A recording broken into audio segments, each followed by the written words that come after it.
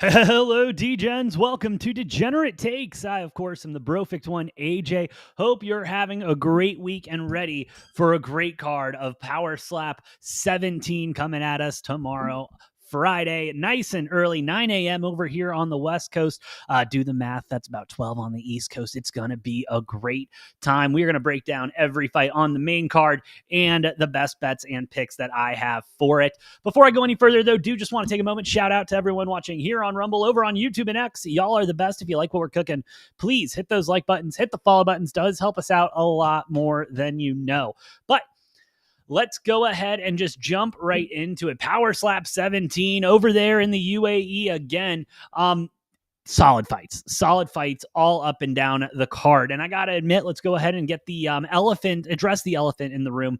Not my best week last week. Not my best week last week, but hey, it's okay. Short-term memory. Let's get in there. Let's get ready to step up to the plate and take some swings again. And that is what we're going to do today with Power Slap 17. Let's jump right into it with a heavyweight fight to start it off. Brian Ellis, number 9 in the heavyweight, coming in at plus 125, going up against Ro Montana. He has the Enye. Okay, I looked this one up. Number 10 in the heavyweights, minus 160. He will be slapping first. Brian Ellis, 1-2-1 in Power Slap with his last match in Power Slap 10.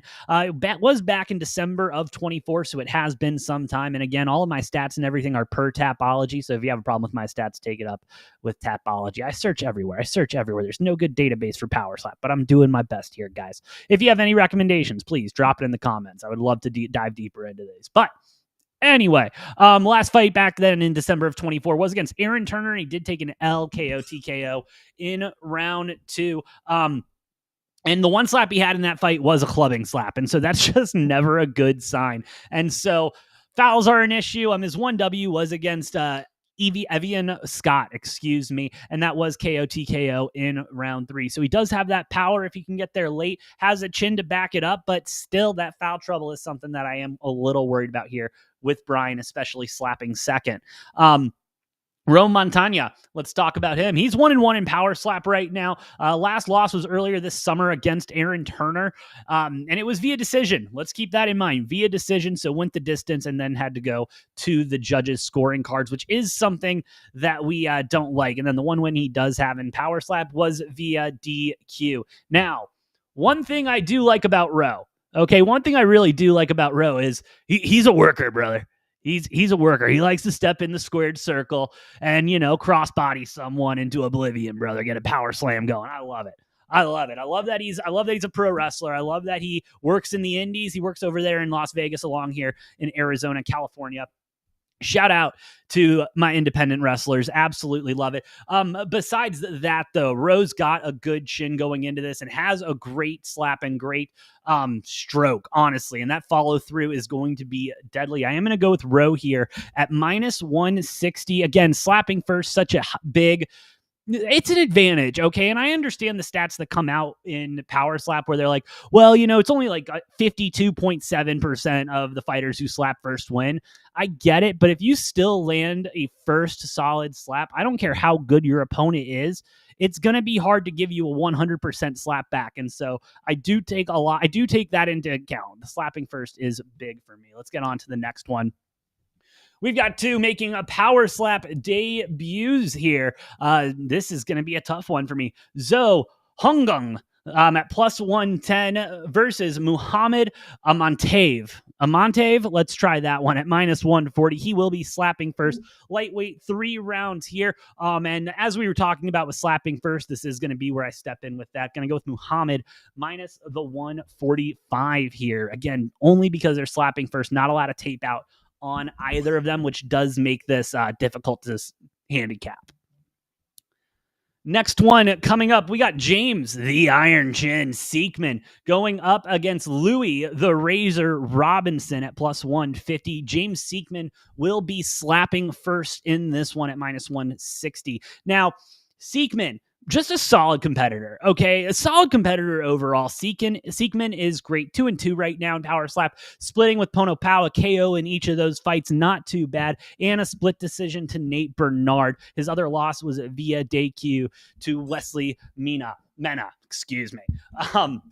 But Robinson making his Power Slap debut, not new to the Power Slap game. He was a 3-0 fighter in slap fighting over there. I believe that's in Russia. I believe that's coming out of Russia or somewhere over there in Eastern Europe. And was a champion in there, and then also competed in Brit Slap, multiple Brit Slaps with absolutely incredible performances and slaps, and a great chin coming in here. I love where the line is sitting at, and now we're even getting more movement here on Louis Robinson, and I wouldn't be shocked to see this line continue to move until that first slap. Louis Robinson has a pedigree to back it up in lesser promotions, and James Seekman, I think we're getting a good split here on Robinson at the plus 125. Seekman will be the favorite going into this fight, even like closing bell and everything like that. But it is going to be a little bit closer. I'm predicting around a minus 125, minus 105 for Louis Robinson, giving him a slight edge as that underdog, maybe keeping him at plus money. But I like the position we're in with Louis Robinson. I had him at plus 150 earlier today. Now he's down to plus 125. We're seeing where this line is going, and I think the sharp bettors are going to continue to come on Louis Robinson. I'm taking Louis Robinson plus 125. Great power, great chin. Not a well-known name over here in the States, but a guy I hate to compare a guy to Dumpling with the aura that Dumpling had coming into Power Slap, but has that type of pedigree coming into Power Slap, if that makes any sense. I'm going to roll with that one. But yeah, that's a heavyweight 3-round fight, by the way, if I did not say that earlier. Next up, we've got Isaiah El Perro Rodriguez, number 2 in the welterweight division, coming in at minus 140 favorite now. He was 130 earlier, worth noting. And Andrew Provost, number 5 in the welterweights, coming in at plus 110. It was even money earlier. Andrew Provost slapping first in this one. Now, El Perro, dog, obviously. No, he's 6-4 right now. Last loss against Anthony Blackburn by TKO in the 4th round for the title. Blackburn, a great champion and has been a great fighter. We'll be addressing him later, obviously. But what I like about Perro is the snap he has with his slap. It comes through, and it's a nice, kind of makes him wait for it on the windup and then just really slaps it, comes through with it and snaps it through, gets that follow through on there. I like what he can do there. And if his chin can keep up with his slap, then he should be fine in this one, really. But Provost, coming in 2-1 in Power Slap. Last bout that I could find was back in 2023 per Tapology, and he has great power. I mean, seriously, watching film on Provost, it is a shame that he doesn't compete more in the sport. I really like the way I like the way he fights, and I think he could develop into a great champion one day if he were to continue to get fights. Again, number 5 in the welterweight right now. He's not a slump by any means necessary. Big fight against El Perro. This one was hard for me, I'm not going to lie, because the numbers and everything was telling me to go with El Perro, but I got it in my gut, and from watching the tape, I'm going with Provost plus the 110. I saw him at plus 100 earlier. I'm glad I'm getting a better line on him now. I thought it was going to be a little bit closer to even, but I'll take Provost at the plus 110. Might wait till tomorrow and hope it gets to 120, 125. But no, we're going with a couple of dogs early here for Power Slap 17. I'm not going to lie. I'm just not betting on this fight. I'm not. Whenever you've got a underdog and I mean, don't get me wrong, in fighting, in combat sports in general, a minus 380 underdog, favorite is huge, but then not even posting a line for the underdog, that's not, I'm not there for it. And I mean, yeah, Sheena coming in with a 4-0 record, good for her. Good for her. Last fight, she won via DQ. I mean, in the women's featherweight division, it's not I'm not going to go there, but I'm off this one. That's where I'm going to leave this one. I'm off this one. I don't like the numbers. I don't like the fact, again, that the underdog's off. How are you putting a number with the favorite if the underdog's off? I have a problem with that as a gambler. So we're going to stay off the women's fight this time. And that leads us to Dorian Disturbing the Peace Perez, number 1 in the heavyweight division. at minus 160 now. Saw him at 180 earlier. Going up against Zakir. Zakir Naimanabiev. I'm sorry, buddy. You're a great fighter. At plus 130, number 5 in the heavyweight division. He will be slapping first in this one. Dorian, power slap vet, absolute vet.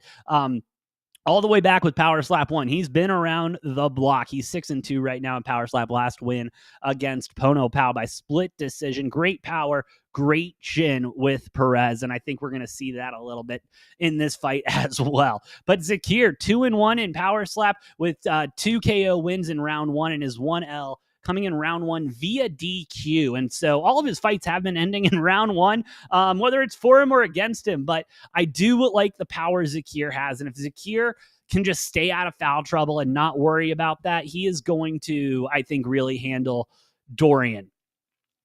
My notes. I have, I'm kind of split on this one. I think if Zakir can come in, he can take down the vet. He can take down Dorian. I'm going to go with, I don't like where the number's moving because Dorian was at minus 180 earlier, now down to 160. I'm thinking that line's going to get a lot closer coming to the bell. We're going to go ahead. I'm going to stick with my gut, going to stick with my original pick. We'll go with Dorian Perez in this one at minus 160. Not going to say another word about it. And that leads us to our main event of the evening for the welterweight championship. 5-round match coming. Anthony Blackburn, minus 260. The champion slapping first in this one. Cole Young, number 4 in the welterweight division, at plus 190. Now down to 185, Anthony Blackburn at 250. Blackburn 6-0-1. His last win was against El Perro Rodriguez, a KO, TKO in round 4. Defending reigning champion since Power Slap 8 with 2 incredible back-to-back matches with Muniz. Seriously, and I know we just had that trilogy coming through, but that was I wish that would have gone 3. I hope we see another rematch down the line with Muniz. Young, 3-2-1 in Power Slap with his draw coming up against Blackburn. His last win was against Rod Alavi, KO, TKO in round 1. Has a solid chin and great power and a snap. He's got that snap I like in the slap. I like it a lot, but I just don't see Blackburn dropping the title right now. I think Cole Young is going to push him to his limits and is going to take this into the 4th, 5th round. But at the end of the day, I don't see the title changing hands in this one. I'm going to go ahead and go with Anthony Blackburn minus the 250 now on the money line. I like it a lot.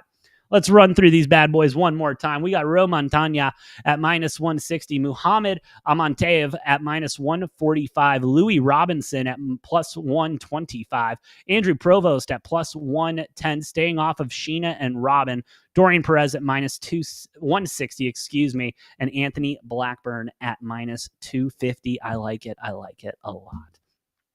Going to be a great day, and Power Slap cannot wait for it and hope you enjoy it as well. A great way to kick off our weekend. But that's all I got today. Hey, thank you all for listening. Thank you all for watching. Shout out to everyone watching here on Rumble, over on YouTube and X. Y'all are the best. If you like what we're cooking, please hit those like buttons, hit the follow buttons. Does help us out a lot more than you know. But with all of that, have a great rest of your day. Have a great weekend, and I'll see you guys next time right here on Degenerate Takes. Good luck and God bless. We'll see you next time.